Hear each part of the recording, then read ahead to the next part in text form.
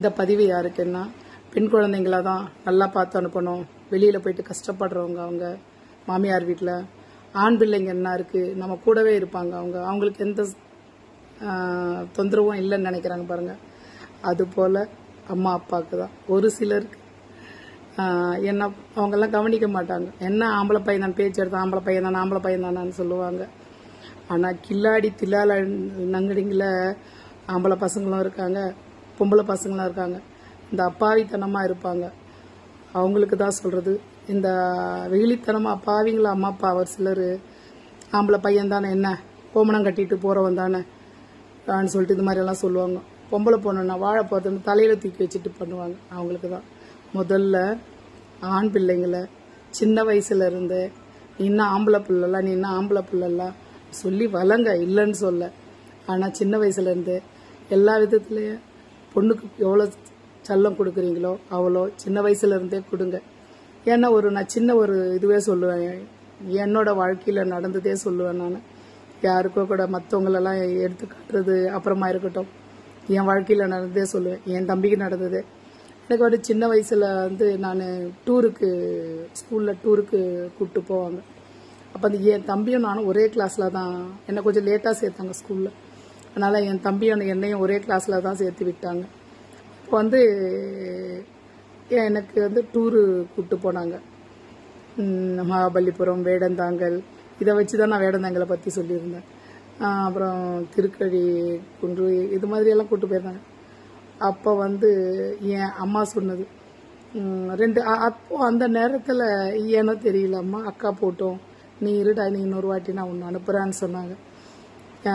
என் தம்பி அழுதான்.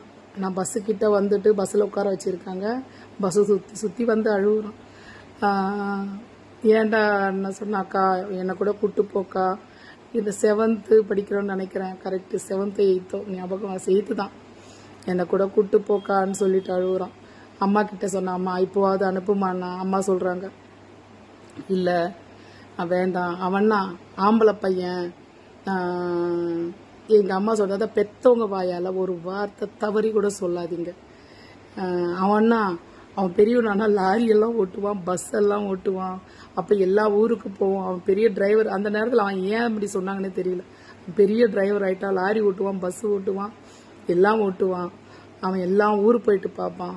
உன்னை கல்யாணம் பண்ணி கொடுத்துட்டோன்னு வச்சுக்கோ, நீ என்ன மாமியார் வீட்டில் இருப்ப, அவங்க எப்படி எங்கே கூப்பிட்டு போவாங்களோ எங்கே கூப்பிட்டு வரமாட்டாங்களோ, அதனால தான் நீ போயிட்டு வாம்மா அதை சொன்னாங்க. எனக்கு இன்னைக்கு காதில் அம்மா சொன்ன மாதிரி இருக்கு.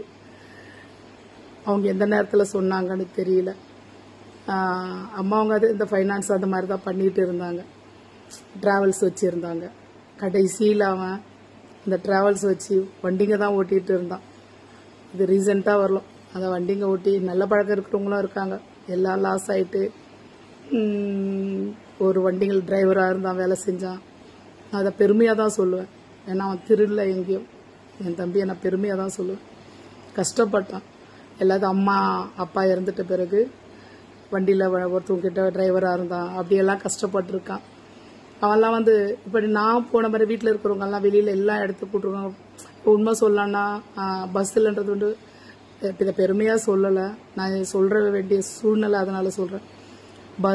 ஃப்ளைட்லேயே சுற்றுறது கூட அதிகம் கூப்பிட்டு போவாங்க எல்லாம் வீட்டில். எங்கே போனோன்னாலும் ஃபேமிலியோடு தான் போவோம். ஆனால் என் தம்பி இதுவரெல்லாம் அந்த மாதிரி ஃப்ளைட்டு கூட போனதில்லை. நான் நிறைய வாட்டி சொல்லியிருக்கேன், நான் கூப்பிட்டு போகணும். அதுக்கான நேரம் கரெக்டாக அமையலை. கூப்பிட்டு போனோம் ஒரு நாளைக்கு. அப்படி என் அம்மாவா எந்த நேரத்தில் சொன்னாலும் அதே மாதிரி அவன் ஒரு டிரைவர் ஆகிட்டான். இப்போ எதுவும் செய்கிறது கூட இல்லை, இப்போ அமைதியாக இருக்கான். உடம்புல பிரச்சனை வந்துட்டு அது கூடாரோட கூடனா நடக்கும் பார்த்தீங்களா, அந்த மாதிரி ஆயிட்டான். அதனால் எப்போவுமே ஆம்பளை பசங்களை, ஆம்பளை புள்ளெல்லாம் நீ உனக்கு என்ன ஆண்ட அப்படி வளர்க்காதீங்க. இப்போ இந்த காலகட்டத்தில் இன்னும் மோசம். இல்லைங்க, நம்ம சின்ன வயசுலேருந்து எல்லாம் சந்தோஷத்தை கொடுத்து வளங்க. அப்படி இல்லைன்னு வச்சுக்கோங்க, இந்த சின்ன வயசுலலாம் காலேஜ் படிப்பு இந்த மாதிரி கஷ்டங்கள்லாம் இருந்து ஆம்பளை புள்ளன்னு சொல்லி வளர்த்து இவங்க கல்யாணம்னு ஒன்று பண்ணி வைப்போம் பாருங்க. அந்த கல்யாணம் பண்ணி வச்ச பிறகுதான் ஒரு சிலர் நல்லா வாழ்றவங்களும் இருக்காங்க. கல்யாணம் என் கண்ணு இதில் நிறைய பேரை பார்த்தேன். இந்த கல்யாணம் பண்ணி வச்ச பிறகுதான் ஒரு சிலர் ராட்சசிங்களால் ஐயோ இந்த ஆம்பளை பசங்க படுற பாடு இருக்கு பாரு. அப்பதான் இந்த ஆத்தாக்காரிங்க கூட சரி, இந்த பொண்டாட்டி ராட்சசிங்களை சொல்ல, இந்த ஆத்தாக்கார மூதியவங்க கூட சரி புரிஞ்சிக்க மாட்டாங்க, பிள்ளைங்களை புரிஞ்சிக்க மாட்டாங்க. அந்நேரத்துக்கு அவதான் ராட்சசின்னு தெரியுது இல்ல, போட்ட விட்டு கொடுத்துட்டு நாய் கிடக்குது, நம்ம புள்ள நிம்மதி போயிடுமேனு புரிஞ்சுக்கிட்டு விட்டுணும். எதையும் பெருசா எடுத்துக்கூட, நம்ம பிள்ளைங்களோட சந்தோஷம் தான் நம்ம சந்தோஷம், அது போல போயிடணும். அதை விட்டுட்டு அவ பேசுறான்ட்டு அவங்க குறை சொல்றான்னு பெத்த மூதியவையும் குறை சொல்லினே இருந்து வச்சுக்கோ, அந்த புள்ள வாழ்க்கை எங்க நிம்மதி இருக்கும்? ஆபீஸ்ல டென்ஷன் இருக்கும், வீட்டுக்கு வந்து வராத முன்ன இந்த பக்கம் அம்மா கிட்ட அந்த பக்கம் பொண்டாட்டி கிட்ட, எதுக்கு பெத்தண்டாட்டு அப்புறம் எதுக்கு ஆலோசிக்கிறது? தெரியுது இல்ல வந்தவங்க அப்படி தெரியுது இல்ல. அதனால பெத்தவங்க விட்டு கொடுத்துருங்க, எதுக்கும் இது பண்ணாதீங்க. நம்ம பிள்ளைங்களோட சந்தோஷம் தான் நமக்கு முக்கியம். சின்ன வயசுல இருந்து குழந்தைங்கள சந்தோஷமா வளங்க. பொண்ணு வெளியில போனா, இப்ப இருக்கிற ஒரு சில பொண்ணுங்கெல்லாம் எப்படி போனாலும் சரி, போன உடனே தான் வைக்கிறாங்களே வேட்டு எல்லாருக்கும். அவங்கன்னா எங்க போனாலும் 7 கடல் தாண்டி விட்டாலும் நல்லா தான் வாழ்வாங்க, அவங்களுக்கெல்லாம் ஒரு பிரச்சனை இல்லை. ஆம்பளை பிள்ளைங்கள ஒரு சில ஆம்பளை பிள்ளைங்கள சந்தோஷமா வளங்க. ஏன்னா கடைசி வரலாம் கஷ்டப்படுறது ஆம்பளைங்க மட்டுமே, பொம்பளைங்க கிடையாது. பொம்பளைங்க நானும் பொம்பளை தான், கொஞ்சம் எதனா மனசு கஷ்டம் வந்தானா நீலி கண்ணீர் வடிச்சிட்டோன்னு வச்சுக்கோங்க, முடிஞ்சு போயிடும், மனசுல இருக்கிறதெல்லாம் கொட்டிடும். ஆம்பளைங்க அப்படி இல்லை, அழுவு கூட மாட்டாங்க பாவம். அந்த வலி தான் மனசுக்குள்ள வச்சு வச்சு சுகர் பிபி எல்லாம் வந்து சீக்கிரம் வர்றது, பிபி வர்றது, சுகர் வர்றது, ஹார்ட் அட்டாக் வர்றது, நெஞ்சு வெடிக்கிறத நம்ம அழுது தீர்த்துறோம் பெண்கள்னா. ஆண்கள் அப்படி இல்லை, மனசுக்குள்ளேயே வச்சுட்டு இருப்பாங்க. அதனாலதான் நான் எனக்கு ரொம்ப கஷ்டமா அது. ஆண்களையே பாவப்பட்டவங்க தான் சொல்லுவேன் நான். யாரோ ஒரு சிலவங்க தான் குடும்பத்துக்கு பொறுப்பு இல்லாம ஒரு சிலர் தான் இருக்கிறவங்க. உண்மையிலேயே பாவப்பட்ட பெண்கள் நான் சொல்லவே மாட்டேன். பெண்கள் தான் இப்ப அட்டி படைக்கிறது, நானும் பெண்ணு தான். பெண்கள் தான் குடும்பம் அழிஞ்சு போறதும் பெண்களால தான்.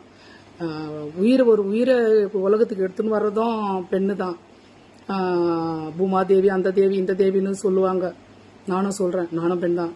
ஆனா ஒருத்தவங்கள உயிரே போற அளவுக்கு கஷ்டத்தை கொடுக்கறதும் பெண்கள் தான். அதனால ஆண் பிள்ளைங்களையே ரொம்ப செல்லமா வளர்க்க சொல்லி தான் நான் சொல்லுவேன். எனக்கு பொம்பளை குழந்தை இல்ல, ஆனா நான் என் அம்மா பண்ணதுனால என் அம்மா என் தம்பியை ஒரு மாதிரி பார்த்தாங்க. என்ன இன்னைக்கு அவங்க எப்படி சொன்னாலும் எனக்கு அதுக்கு ஆப்போசிட்டா நல்லா இருக்கேன், நான் நல்லா இருக்கேன். என் தம்பி கஷ்டப்பட்டுன்னு இருக்கான், அதுக்காக தான் சொல்றேன். என் தாய் யார் ஊர்ல இருக்கிறவங்கலாம் எனக்கு தேவையில்லை, என் தம்பியை வச்சே சொல்றேன். அதனால ஆண் பிள்ளைங்கள நல்லா பாருங்க, பாசமா பாருங்க. அந்த அப்படி இருந்தாதான் அந்த பிள்ளைங்க வேற வழிக்கு கூட போக மாட்டாங்க. புரியும், அவங்களுக்கு எல்லாமே புரியும். பாசத்தோட வளங்க, பாசத்தோட வளர்த்துட்டோம்னு சொல்லிட்டு குழந்தைங்களுக்கு பிரச்சனை வந்தா விட்டு கொடுத்துருங்க, தயவு செய்து விட்டு கொடுத்துருங்க. ரொம்ப பிடிவாதமா இருக்காதீங்க. ஏன்னா வலிக்கிறது நம்ம குழந்தைக்கு, நம்ம குழந்தைன்னா நம்ம ரத்தம் நம்ம சதை நம்ம குழந்தைக்கு. ஆனா விட்டு கொடுத்துருங்க. தாய்ங்களுக்கு நான் சொல்றேன், நான் ஒரு தாய்ங்களுக்கு சொல்றேன்.